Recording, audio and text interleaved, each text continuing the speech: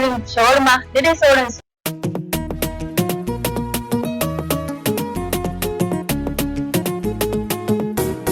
Pure Heart Essential a nema a samu gidan abinci mai kyau da kayan tufafi. Pure Heart Essential a nema a samu gidan abinci mai kyau da kayan tufafi. Pure Heart Essential a nema a samu gidan abinci mai kyau da kayan tufafi.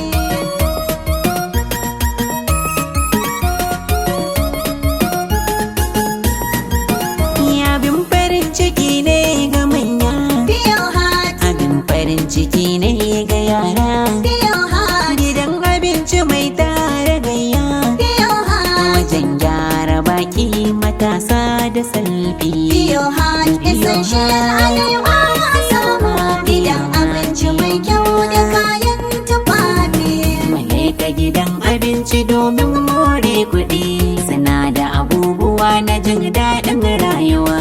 Kyawawan abinci kowacce yana daɗi, da kayan makwala shaga daɗin gamsuwa. Pure Heart Essential a nema a samu gidan abinci mai kyau da kayan tufafi. Akwai chips, akwai donut, akwai ice cream, da meat pie, akwai chicken, akwai chocolate. Spring rolls, akwai slush da kayan drinks, da shinkafa ga donut, akwai popcorn. Pure Heart Essential a nema a samu gidan abinci mai kyau da kayan tufafi. A bangare na kaya na sawa, Pure Heart. butik nasu mai kyau kurewa, Pure Heart. da nau'ika masu yalwa.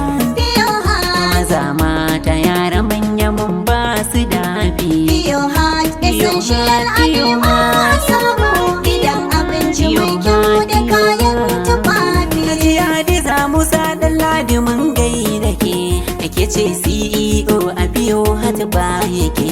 Manaja Aliyu Musa dan Ladi ba ka sake, da Alfa Ezekiel dole in gaida kai. Pure Heart Essential a nema a samu gidan abinci mai kyau da kayan tufafi. Pure Heart Essential a nema a samu gidan abinci mai kyau da kayan tufafi. Pure Heart Essential a nema a samu gidan abinci mai kyau da kayan tufafi. Pure Heart suna nan a Gorupa Road, Muhammad Kabir Usman Road cikin birnin Katsina.